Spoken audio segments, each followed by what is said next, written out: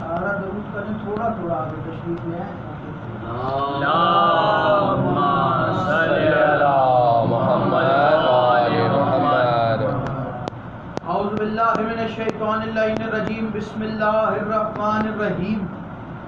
الحمدللہ الذی لا یبلغ مدحتہ القائلون ولا یحصین عما اولادوا ولا یعدی حقہ المجتہدون الذی لا یدرکہ بعد الہمم ولا ینالہ غوث الفتن الذی لیس لصفتہ حد محدود والعنات موجود والوقت معدود والعجل الممدود فطر الخلائق وبقدرتہ ونشر الریاح وبرحمتہ واپس پور میدان آتے.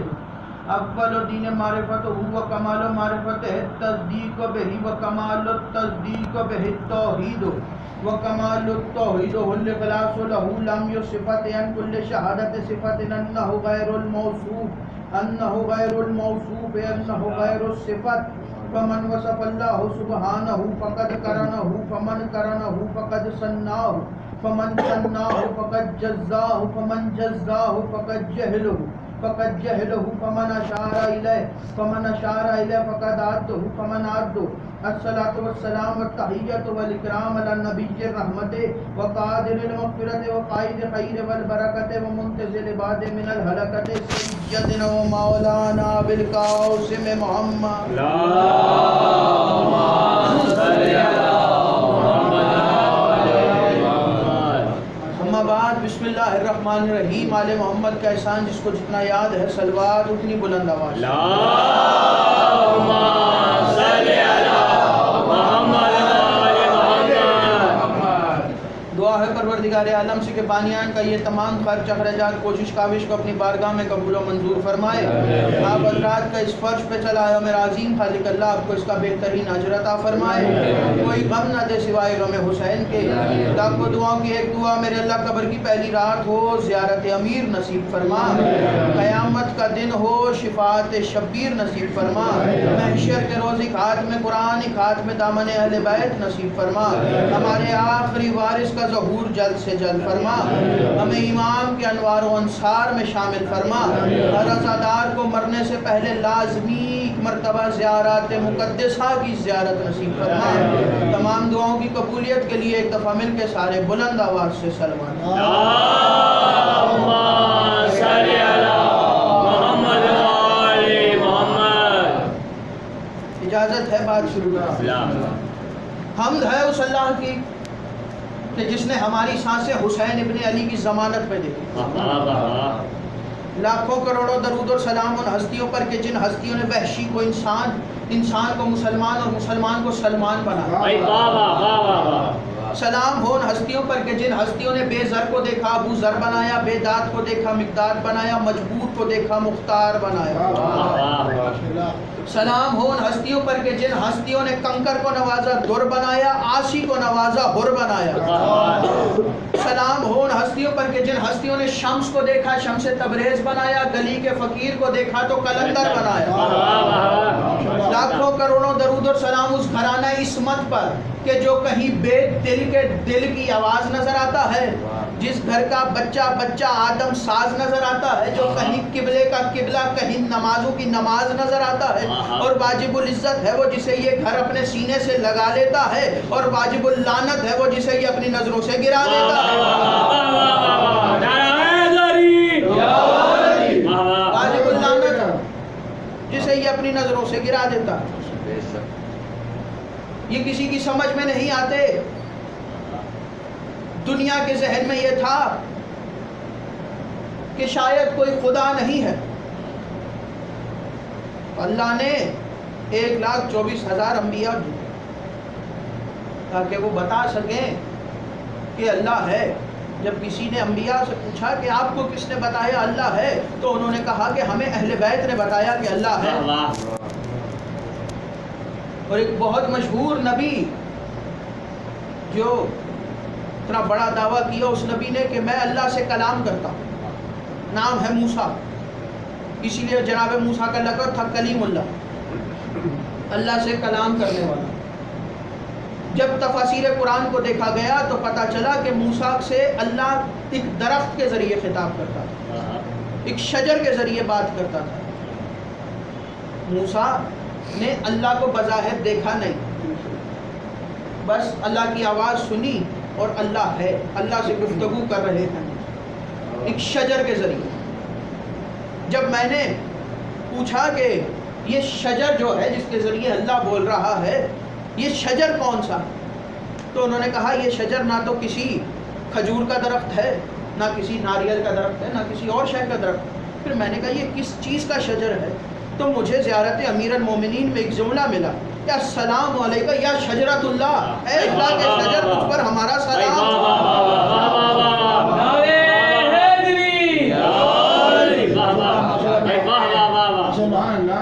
اے اللہ کے وہ شجر جس کے ذریعے اللہ گفتگو کرتا ہے، اس پر ہمارا سلام۔ علی نے بتایا کہ اللہ ہے۔ تو سب سے پرانی کتاب شیعہ مذہب کی اصول کافی، 1200 سال پرانی کتاب، غیبت الصغریٰ میں لکھی گئی یہ کتاب۔ اس میں یہ لکھا ہے کہ مولا خطبہ دے رہے تھے، ایک شخص کھڑا ہوا اور اس نے کہا یا علی، آپ بہت توحید پہ گفتگو کرتے ہیں، کیا آپ نے اللہ دیکھا؟ مسکرا کے فرمایا میں اسے سجدہ ہی کیوں کروں جسے میں نے دیکھا نہیں، میں اسے جھکوں ہی کیوں جسے میں نے دیکھا ہی نہیں۔ اس کو سوائے ان کے کسی نے نہیں دیکھا، سوائے ان کے اس کو کسی نے نہیں دیکھا، ان کے ذریعے وہ اس دنیا میں آیا۔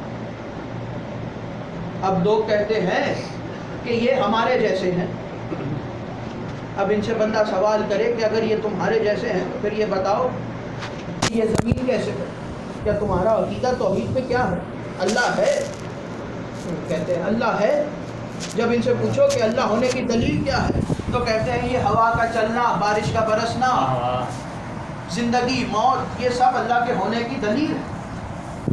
تو ان سے کہا گیا کہ یہ سب اگر اللہ کے ہونے کی دلیل ہے تو پھر یہ کام تو فرشتے کرتے ہیں۔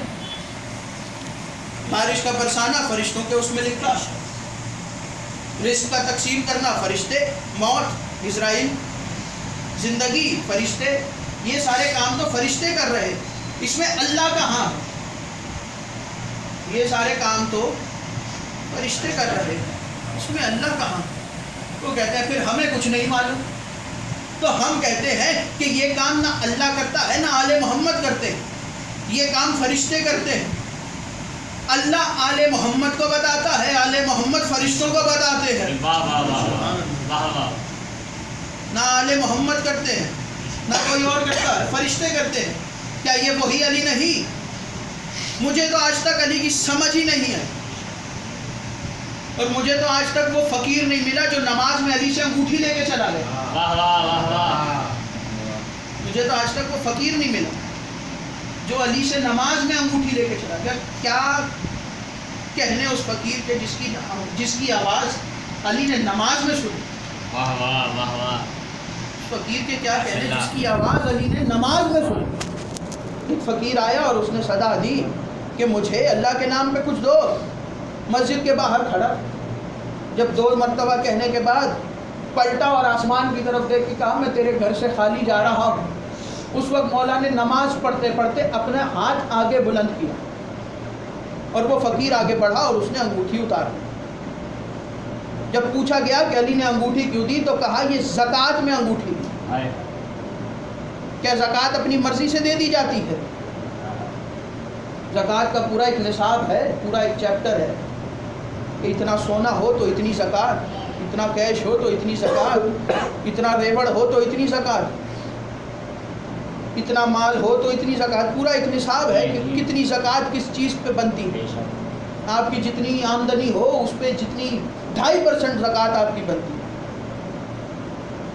اب اس کا مطلب تو یہ ہے کہ علی کی کل جائیداد جو ہے اس کا 2.5% علی کی انگوٹھی ہے، جو انگوٹھی علی نے نماز میں دے دی، جو انگوٹھی علی نے نماز میں دی۔ اس کا مطلب علی کی کل جائیداد کا 2.5% وہ انگوٹھی ہے۔ جب میں نے قرآن سے پوچھا کہ وہ انگوٹھی کس کی ہے تو قرآن نے کہا یہ انگوٹھی وہی ہے جو انگشتری سلمان تھی، جو سلمان کی انگلی میں تھی۔ تو میں نے کہا کہ اس انگوٹھی کا مجھے کچھ تو بتا کہ یہ سلمان کی انگلی میں کیا تھی، اس کا کچھ تو بتا۔ تو قرآن نے کہا کہ یہ وہ انگوٹھی ہے جو سلمان پہنتے تھے تو سلمان کی حکومت شروع ہو جاتی تھی، سلمان اتارتے تھے تو سلمان کی حکومت ختم ہو جاتی تھی۔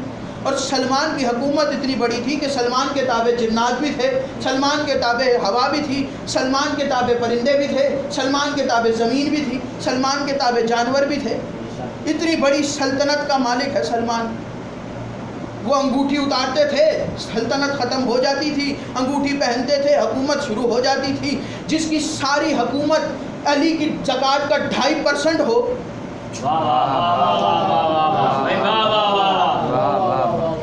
جس کی اتنی بڑی حکومت علی کی زکوٰۃ ہو، اس علی کی جائیداد کیا ہوگی جو دنیا کہتی ہے کہ جس کے گھر نہ چاندی تھی نہ سونا تھا، اس کے جانشین کی زکوٰۃ سلمان جیسے نبی کی پوری سلطنت ہے، تو گھر جا کے سوچنا اس علی کی جائیداد کتنی ہوگی، اس علی کی جائیداد کتنی۔ یہ علی کسی کی سمجھ میں نہیں آتا۔ منبر کوفہ پہ تشریف فرما تھے، آخری بات کروں گا، وقت تھوڑا۔ منبر کوفہ پہ مولا تشریف فرما تھے اور مولا کے پاس سلمان آئے اور سلمان نے آ کے کہا کہ یا علی، آپ کی حکومت آ گئی، یہ جو لوگ آپ کی بیعت نہیں کرتے ان سے بیعت کروا، یہ جو آپ کی بیعت نہیں کرتے ان سے بیعت کروا۔ علی نے مسکرا کے کہا مجھے ان کی بیعت کی ضرورت ہے، کیا میری حکومت ان کی بیعت کرنے سے چلے گی؟ یا علی کچھ تو کر دیجیے تاکہ آپ کی حکومت مضبوط ہو۔ مولا نے فرمایا سلمان میرے ساتھ چل۔ علی ممبر سے اترے اور چلے، مسجد سے باہر پہنچے، مسجد کے باہر پہنچنے کے بعد کہا سلمان میرے برابر میں آ کے کھڑا۔ سلمان برابر میں آئے تو مولا نے اشارہ کیا آسمان سے ایک بادل کا ٹکڑا زمین پر، کہا سلمان اس پہ سوار ہو جا۔ سلمان اس پہ سوار ہوئے اور آواز دی مولا نے کہ سلمان آنکھیں بند کر۔ سلمان نے آنکھیں بند کیا۔ سلمان کہتا ہے کہ مجھے آواز آئی کہ سلمان آنکھیں کھول۔ سلمان کہتے ہیں میں نے آنکھیں کھولی تو میں نے دیکھا کہ زمرد کی دنیا، میں نے دیکھا کہ زمرد کی دنیا ہے، ہر طرف ہرے لباس میں لوگ موجود ہیں اور زمرد کا تخت رکھا ہے اور اس تخت پہ کوئی شخص بیٹھا ہے جو ہرا لباس پہنا ہے، ہرا امامہ سر پہ رکھا ہے اور لوگ آگے بڑھ بڑھ کے اس کی بیعت کر رہے ہیں۔ سلمان کہتے ہیں میں نے آگے بڑھ کے دیکھا کہ مجھے پتا چلا کہ اس تخت پہ علی بیٹھے۔ سلمان کہتے ہیں میں نے چاہا کہ میں فوراً آگے بڑھوں اور مولا کے قدموں پہ ہاتھ لگاؤں، اتنے پہ آواز آئی سلمان آنکھیں بند کر۔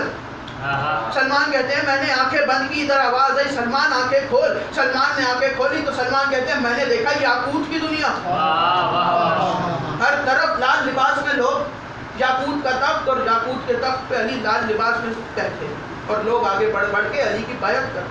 سلمان کہتے ہیں میں نے چاہا کہ میں آگے بڑھوں اور مولا کے قدموں سے لپٹ جاؤں، اتنے میں آواز آئی سلمان آنکھیں بند کر۔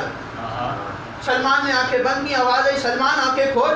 سلمان نے آنکھیں کھولی۔ سلمان کہتے ہیں میں نے دیکھا کہ چاندی کی دنیا، چاندی کا تخت ہے، ہر طرف سفید لباس میں لوگ اور لوگ علی کی بیعت کر رہے ہیں۔ سلمان کہتے ہیں میں آگے بڑھنے کی کوشش کی، آواز آئی سلمان آنکھیں بند کر۔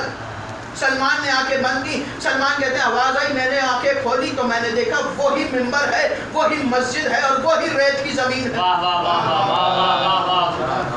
وہی کوفہ کی مسجد ہے، وہی کوفہ کی زمین ہے، وہی ریت ہے جس پہ میں بیٹھا تھا اور وہی ممبر ہے جس پہ علی بیٹھے تھے۔ اتنا کرنے کے بعد سلمان اٹھے خاموشی سے گھر چلے۔ اگلے دن جناب ابو ذر مولا کے پاس آئے اور کہا یا علی اللہ جانے سلمان کو کیا ہوا ہے، ایسا لگتا ہے کہ سلمان کو کوئی سختہ طاری ہو گیا ہے، سلمان کو نہ کچھ بول رہا ہے، نہ کچھ کہہ رہا ہے، نہ مسکرا رہا ہے، نہ رو رہا ہے، آنکھیں کھلی کی کھلی ہے سلمان، نہ آنکھیں جھپکاتا، اللہ جانے کیا معلوم۔ آواز دی ابو ذر جاؤ سلمان کو لے کے آؤ میرے پاس۔ سلمان کو لایا گیا تو مولا نے کہا سلمان تیری یہ اتنی حیرانی کی وجہ کیا؟ سلمان نے سب کو پیچھے ہٹایا، سب کو پیچھے ہٹانے کے بعد ممبر کے بالکل قریب آیا اور ممبر کے قریب آنے کے بعد دونوں ہاتھوں کو جوڑا اور آہستہ سے کہا کہ یا علی سچ سچ بتائیے گا آپ ہیں کون؟ یا علی سچ سچ بتائیے گا آپ ہیں کون؟ تو اس وقت علی نے مسکرا کے کہا سلمان مجھے سمجھنے کی کوشش نہ کر، مجھے سمجھنے کے لیے یا مصطفیٰ ہونا پڑتا ہے یا خدا ہونا پڑتا ہے۔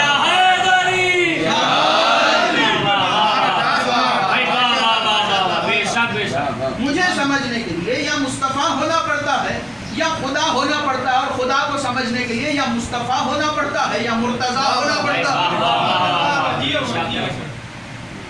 کسی کی سمجھ میں نہیں آتے. 17 رمضان آخری خطبہ دیا ہے مولا نے، اور آخری خطبہ دینے کے بعد اور جب مولا کوفے کی حکومت مولا کوفے میں اپنی منتقل کرنے کے بعد کوفہ میں آئے اور اپنی زندگی میں اپنی بیٹیوں کو کوفہ میں بلوایا. اس وقت مولا نے اعلان کیا، ایک دن خطبہ دیتے دیتے مولا نے اعلان کیا کہ خبردار آج رات اپنے گھروں سے کوئی باہر نہ نکلے، یہ علی کا حکم. خطبہ دینے کے بعد مولا ممبر سے اترے اور گھر چلے. آدھی رات کا وقت ہوا، مولا نے اپنے بیٹے کو مولا حسن کو بلایا اور کہا کہ بیٹا حسن ذرا کوفے کی گلیوں میں جاؤ اور جا کے دیکھو کہیں کوئی اجنبی تو نہیں، کہیں کوئی مسافر کوفے کی گلیوں میں تو نہیں گھوم رہا. مولا حسن چلے اور واپس آئے اور کہا بابا کوفے کی گلیوں میں بالکل سناٹا، کوئی مسافر نہیں، کوئی چاندار کوفے کی گلیوں میں نہیں. اس وقت مولا نے اپنی بیٹی کا ہاتھ پکڑا اور کوفے کی گلی میں آ گئے. جناب زینب کو لے کے کوفے کی گلی میں آئے اور چلتے چلتے ایک مقام پر رکے. آنکھوں میں آنسو ہے، روتے ہوئے علی نے فرمایا زینب یہ کوفے کا بازار ہے، زینب یہ کوفے کا بازار ہے. تھوڑا سا آگے بڑھے تو آواز دے کے کہا بیٹی یہ دارالمارہ ہے. تھوڑا سا آگے بڑھے تو آواز دے کے کہا بیٹی یہ غور سے دیکھو یہ کوفے کا دربار ہے. اتنا کہنا تھا کہ بیوی کی آنکھوں میں آنسو آئے اور رو کے کہا بابا جس کے 18 کڑیل جوان بھائی اس بہن کو اس بازار میں اس دربار میں آنے کی کیا ضرورت ہے. تو علی کی آنکھوں میں آنسو آئے، رو کے کہا بیٹی زینب ہو سکتا ہے ایک وقت ایسا آئے میرے سارے بیٹے مار دیے جائیں اور میرے بیٹوں کی جگہ آپ کو اس بازار میں آنا پڑے. تو بی بی کی آنکھوں میں آنسو آئے اور رو کے کہا بابا جس کا عباس جیسا بھائی اس زینب کو اس بازار میں آنے کی کیا ضرورت ہے. جس کا عباس جیسا بھائی، جس کے حسن حسین بھائی ہوں، وہ زینب بھلا اس بازار میں کیوں کرائے. 17 رمضان آخری خطبہ، 18 رمضان آخری افطاری اپنی بیٹی جناب ام کلثوم کے گھر کی. بی بی کہتی ہے میں نے بابا کے سامنے چند چیزیں رکھی تو بابا نے آواز دے کے کہا بیٹی کیا تمہیں نہیں معلوم کہ تمہارا بابا ایک وقت میں 2 چیزوں سے افطار نہیں کرتا. بی بی کہتی ہے کہ میں نے چاہا کہ میں نمک اٹھا لوں اور دودھ پڑا رہنے دوں تاکہ بابا دودھ سے افطار کر لیں، لیکن اتنے میں مولا نے دودھ کا پیالہ اٹھا کے بی بی کے حوالے کیا اور کہا بیٹی کلثوم اس کو رکھ دو، ہو سکتا ہے کل ہمارے گھر کوئی مہمان آ جائے اس کو شربت پلانے کی ضرورت پڑے.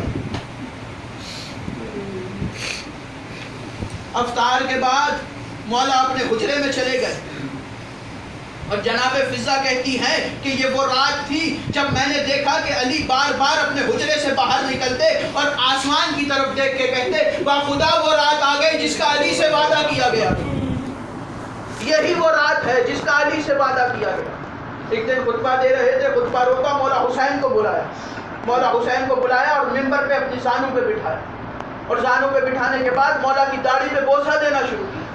تو مولا حسین نے پوچھا بابا آج اس عمل کی وجہ کیا ہے. تو آنکھوں میں آنسو آئے اور رو کے کہا کہ بیٹا حسین جب میں چھوٹا تھا مسجد نبوی کا ممبر تھا، رسول ممبر پر تشریف فرما تھے، رسول خطبہ دیتے دیتے رسول نے خطبہ روکا اور مجھے قریب بلایا، اپنے زانوں پہ بٹھایا اور رسول نے میری داڑھی کا بوسہ لینا شروع کیا. میں نے رسول سے پوچھا کہ یا رسول اللہ آج اس عمل کی وجہ کیا ہے. تو رسول نے رو کے کہا کہ یا علی میں آپ کی داڑھی کا بوسہ اس لیے لے رہا ہوں ایک وقت ایسا آئے گا کہ آپ کی یہ داڑھی آپ کے اپنے خون سے رنگین ہو جائے گی.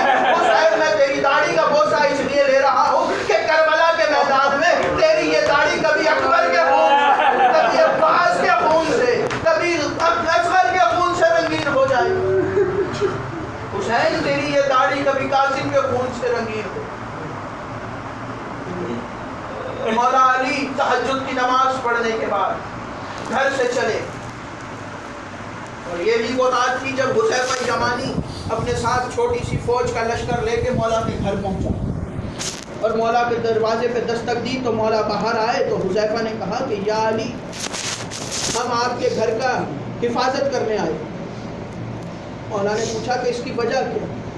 تو حذیفہ رو کے کہتا ہے یا علی جب سے یہ 40 ہجری کا رمضان آیا ہے آپ کے خطبوں کے رنگ عجیب ہو گئے، آپ بار بار اپنے خطبوں میں اپنی موت کا ذکر کر رہے ہیں، اور یا علی کل ہم نے بازار میں چند اجنبیوں کو دیکھا ہے جو تلواروں کی دکان پر موجود ہیں، یا علی ہم آپ کی حفاظت کے لیے آئے ہیں۔ تو علی نے آواز دے کے کہا حذیفہ میرے سوال کا جواب دے، کیا جس کی موت آئی ہو اس کی موت کو تو ٹال سکتا ہے؟ تو حذیفہ نے کہا نہیں مولا میں اس کی موت کو نہیں ٹال سکتا۔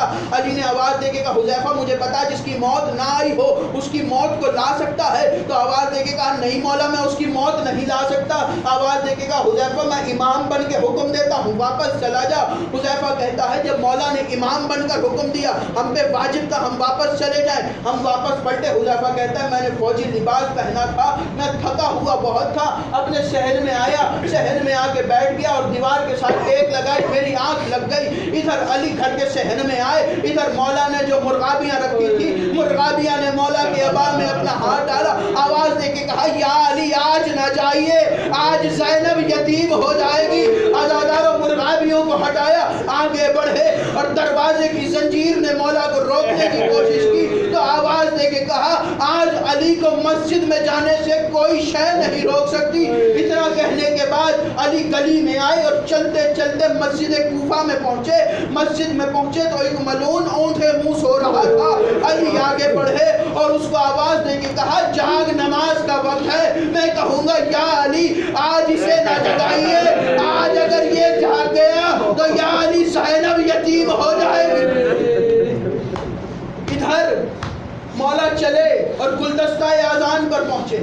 دو اذانیں ایسی ہیں جو علی کی بیٹیوں نے بہت مشکل سے سنی ہے۔ پہلی اذان 19 رمضان 40 ہجری کی اذان ہے جو علی مولا کی آخری اذان ہے، اور دوسری اذان 10 محرم فجر کی اذان ہے جو علی اکبر نے کربلا کے میدان میں دی۔ یہ دو اذانیں بڑی مشکل سے سنی ہیں۔ عزاداروں گلدستہ اذان پر آئے اور بیٹیوں نے جب بابا کی آواز سنی تو بیٹیوں کا سبول ہوا کہ ہمارے بابا بالکل ٹھیک ہیں۔ عزاداروں ادھر ہی مولا نماز شروع کی مولا نے، اور نماز پڑھ رہے تھے کہ یہ ملعون آگے بڑھا اور اس ملعون نے تلوار سے ایسا وار کیا کہ نماز میں ایک قرآن کے سر پہ وار ہوا اور عزاداروں مولا کے سر پہ ضرب لگی۔ ادھر آواز دی فزت برب الکعبہ، رب کعبہ کی قسم آج علی کامیاب ہوا۔ ادھر مولا حسن آگے بڑھے اور بابا کو اٹھایا اور آواز دی بیٹا حسن جاگے نماز مکمل کراؤ، مجھے مسجد کی دیوار کے ساتھ ٹیک لگا کے بٹھا دو۔ ادھر مولا حسن نے نماز پڑھانا شروع کی۔ ادھر حذیفہ کہتا ہے کہ میں نے دیکھا کہ میری بیوی مجھے جھنجھوڑ کے ہلا رہی تھی، آواز دے کے کہہ رہی تھی حذیفہ جاگ، یہ شور سن، مسجد سے شور کیسا آ رہا ہے؟ حذیفہ کہتا ہے میں جاگا، میں نے آواز سنی، مسجد سے آواز آ رہی تھی قد قتل الامیر المومنین، قد قتل الامیر المومنین، مومنوں کا امیر مارا گیا۔ ادھر نماز مکمل ہوئی، نماز مکمل کروانے کے بعد گلین منگوایا گیا اور گلین پہ علی کو لٹایا گیا اور مولا کو لے کے چلے۔ اور عزادارہ جب گھر کی گلی قریب آئی نا تو آواز دے کے کہا بیٹا حسن ذرا یہاں پہ رکو۔